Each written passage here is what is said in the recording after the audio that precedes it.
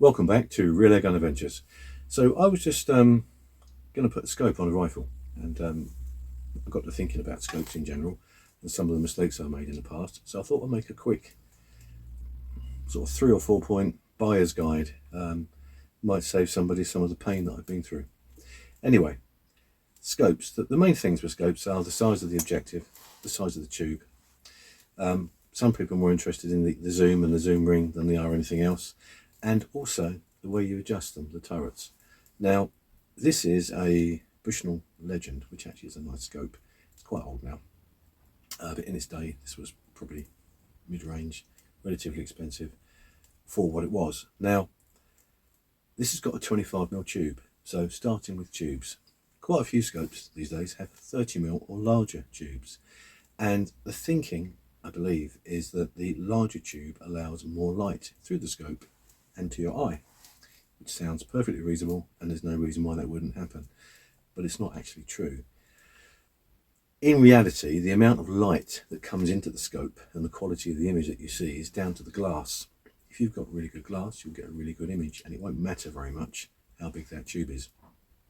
So you can buy a fairly cheap 30mm bodied scope and still have poor quality images at the other end. Now, also, the size of the objective. People say a big objective is better because you'll get more light in, and the same holds true for that. It's about the glass, but also the larger the objective, the flatter the field of view will become, or the depth of view. Depth of field, I think, is the term I was looking for. And if you've got a fairly shallow depth of field, you'll be making adjustments quite often, which is something you don't necessarily want to be doing.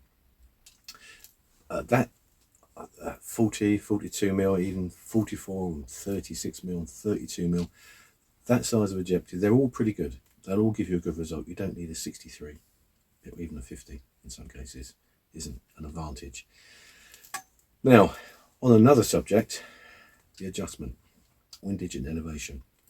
A lot of really cheap scopes have these caps that you undo, and what you'll find underneath it is a slotted screw head. This one's a finger adjustment because it's a slightly better scope.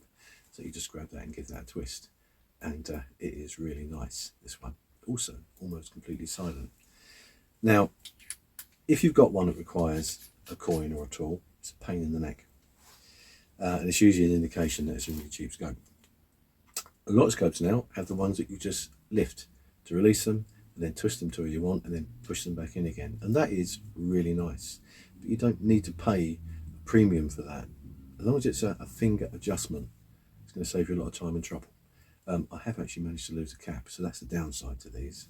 The caps can get misplaced, although I'm going to find that it's here somewhere. So that's really about all I can say on that. Parallax correction is very useful. It's all going to depend on how you're shooting, what you're shooting at, and where you're shooting it.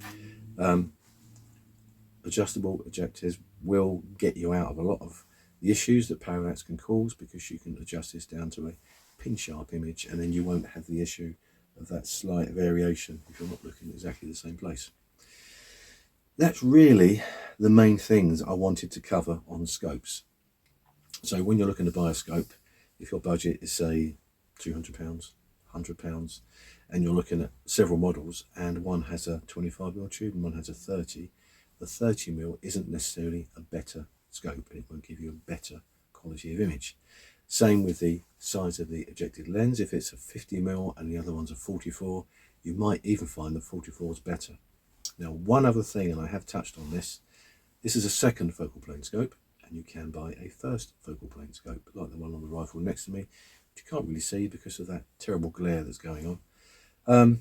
Okay, so in a nutshell, regardless of how they're built, because it does cost a bit more and it's a bit harder to make a first focal plane scope, the main difference is when you zoom in on a second focal plane, the reticle retains scale with the image that you're zooming in on. So to your eye, it won't appear to get any bigger. It does, it does change, but you can't really discern that, and that's because it's keeping scale. It's holding that same scale reference against the image. Now, the issue with that is if you're shooting at varying distances and you're relying on, say, mil dots on the reticle to make adjustments, you can't really trust it completely, because it's a small, almost indiscernible change. It makes a small, almost indiscernible change to the position of your mil dots and anything else you're reading off the scope. With a first focal plane, as you zoom, the reticle zooms too. So as you bring the image closer, the reticle gets bigger, which means at every point along that zoom range, you can use those readings, those mil dots, or whatever it is that you need to use, and they will be accurate.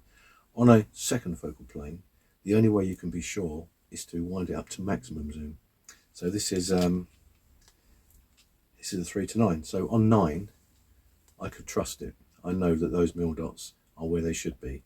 On 3, 4, 5, 6, 7 and 8, it's a little bit risky. It could be enough to make it a miss or make it an unfortunate situation. So that's it in a nutshell. Again, it's going to depend on how you intend to shoot, where you intend to shoot, and what you intend to shoot. But those are all things worth bearing in mind, because you will pay more for a first focal. You'll generally pay a bit more for a 30mm tube. You'll definitely pay more for a larger objective lens. And quite often you'll pay more for easy adjust turrets, lift, twist, click. A lot of my scopes have those, and I've become very used to it. And I do like it, but I don't know if it's worth paying extra for.